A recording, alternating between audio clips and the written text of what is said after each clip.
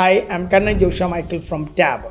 നമുക്കറിയാം ഇന്ന് ഏറ്റവും അധികം വേക്കൻസീസ് ഉള്ള ഒരു രാജ്യമാണ് ജർമ്മനി. ജർമ്മനിലെ ഫ്രീ റിക്രൂട്ട്മെൻറ്റ് നമ്മുടെ നേഴ്സസിനിടയിൽ വളരെ പോപ്പുലറാണ്. പക്ഷേ വാസ്തവത്തിൽ ഈ ഫ്രീ റിക്രൂട്ട്മെൻറ്റിനെ കുറിച്ച് നേഴ്സസ് ഒരുപാട് കാര്യങ്ങൾ മനസ്സിലാക്കേണ്ടതായിട്ടുണ്ട്. അത് അവരുടെ സമയം കുറച്ച് എത്രയും പെട്ടെന്ന് എളുപ്പത്തിൽ ജർമ്മനിൽ എത്തിച്ചേരാൻ അവരെ സഹായിക്കുന്നതാണ്.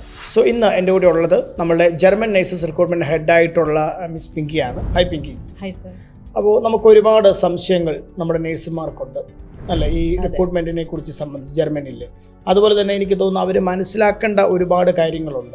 ഇവർ ഈ ഒരു പ്രോസസ്സിങ്ങിലേക്ക് പോകുമ്പോൾ ഏറ്റവും ഒരുപാട് കാര്യങ്ങളുണ്ട്. അപ്പോൾ നമുക്ക് അതിനെക്കുറിച്ച് ഒരു സീരീസ് ചെയ്യാമെന്ന് ആഗ്രഹിക്കുന്നു. എനിക്ക് തോന്നുന്നത് നമ്മുടെ റിക്രൂട്ട്മെൻറ്റുമായിട്ട് ബന്ധപ്പെട്ട് വരുന്ന ഫോൺ കോൾസിൽ നിന്ന് നമ്മൾ ഫിൽറ്റർ ചെയ്ത് ഏറ്റവും കൃത്യമായിട്ട് അവർ മനസ്സിലാക്കണമെന്ന് ഉദ്ദേശിക്കുന്ന കുറച്ച് കാര്യങ്ങളാണ് നമ്മളിന്ന് ഡിസ്കസ് ചെയ്യുന്നത്. അപ്പോൾ എൻ്റെ ഒന്നാമത്തെ ചോദ്യം, ആർക്കാണ് ജർമ്മനിയിലേക്ക് ഒരു നേഴ്സായിട്ട് പോകാൻ കഴിയുന്നത്? അവരുടെ ക്വാളിഫിക്കേഷൻ എന്താണ്? അവരുടെ എക്സ്പീരിയൻസ് എന്താണ്? ഇനി അതിലുപരി ഫസ്റ്റ് സ്റ്റെപ്പ് എന്താണ്? സർ പറഞ്ഞതുപോലെ ഒരുപാട് ഡൗട്ട്സ് ആണ് നമുക്ക് ദിനംതോറും കിട്ടുന്നത്. ഫസ്റ്റ് ഓഫ് ഓൾ നമുക്ക് GNM, BSc, post BSc, MSc nursing കഴിഞ്ഞ ഏതൊരു കാൻഡിഡേറ്റ്സിനും നമുക്ക് ഈ ഒരു പ്രോസസ്സിൻ്റെ എഡ്യൂക്കേഷണൽ ക്വാളിഫിക്കേഷൻ എലിജിബിലിറ്റി മീറ്റ് ചെയ്യും ജർമ്മനിലേക്ക് പോകാൻ. അതെ. അതിനുശേഷം അവർ ആദ്യം ചെയ്യേണ്ടത് ജർമ്മൻ ലാംഗ്വേജ് പഠിക്കുക എന്നുള്ളതാണ്. അപ്പോൾ A1 മുതൽ B2 വരെ ലാംഗ്വേജ് പഠിക്കണം.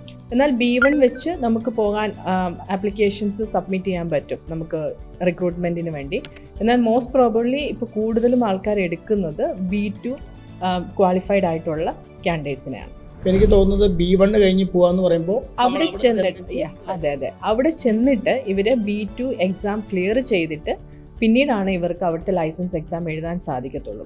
സോ കുറച്ചുകൂടെ ടെൻഷൻ ഫ്രീ ആയിട്ട് നമുക്ക് പോകാൻ സാധിക്കുന്നത് ഇവിടുന്ന് B2 ക്ലിയർ ചെയ്തിട്ട് പോകുന്നതായിരിക്കും. ആണ്. അപ്പോൾ നമ്മുടെ എംപ്ലോയർ ആണെങ്കിൽ നമ്മളോട് B1 കഴിഞ്ഞിട്ടുള്ള നേഴ്സുമാരെ ആവശ്യപ്പെട്ടിട്ടുണ്ട്. പക്ഷേ അവർ കൃത്യമായിട്ട് പറയുന്ന ഒരു കാര്യമാണ്, അവിടെ ചെന്ന് ഇവർ B2 എഴുതി പാസ്സാകണം. പക്ഷേ അവിടെ ചെന്ന് B2 പഠിക്കുന്ന ആ ടൈമിൽ ഇവർക്ക് പേയ്മെൻറ്റും അല്ലേ, ഇവരുടെ സാലറിയും ഇവർക്ക് ലഭിക്കുന്നതാണ്. അതെ. അപ്പോൾ ഇൻ കേസ് ജോലിയോടൊപ്പം എന്തെങ്കിലും നമുക്ക് അതിനൊരു ഡിലേ വരുവാണെങ്കിൽ അത് പിന്നീട് ഇവർക്ക് ലൈസൻസ് എക്സാം എഴുതുന്നതിനും ഡിലേ വരും. അതെ. ഓക്കെ. അതൊന്നുകൂടെ ക്ലാരിറ്റി പറയാം. അതായത് നമുക്കിപ്പോൾ B2 എക്സാം ക്ലിയർ ചെയ്താൽ മാത്രമേ ഇവർക്ക് ലൈസൻസ് എക്സാം എഴുതാനായിട്ട് എലിജിബിലിറ്റി ഉള്ളൂ. അപ്പോൾ ഇൻ കേസ് ആദ്യത്തെ 6 മാസമാണ് ഇവർക്ക് ഇതിനൊരു ടൈം കൊടുക്കും. അതെ. അപ്പോൾ ആ 6 മാസം കൊണ്ട് നമുക്ക് ക്ലിയർ ചെയ്ത് ലൈസൻസ് എക്സാം നമ്മൾ അറ്റൻഡ് ചെയ്യുകയും ചെയ്യണം. എന്നാൽ മാത്രമേ ജർമ്മനിയിലെ രജിസ്റ്റേർഡ് നേഴ്സ് ആകാൻ പറ്റത്തുള്ളൂ. അപ്പോൾ ഈ ഒരു 6 മാസം അവർക്ക് B2 പാസ്സാകാൻ കഴിഞ്ഞില്ല എന്നുണ്ടെങ്കിൽ വീണ്ടും ഈ എക്സാം എഴുതുന്നതും രജിസ്റ്റേർഡ് നേഴ്സ് ആവുന്നു ഡിലേ ആയി. ഓക്കെ.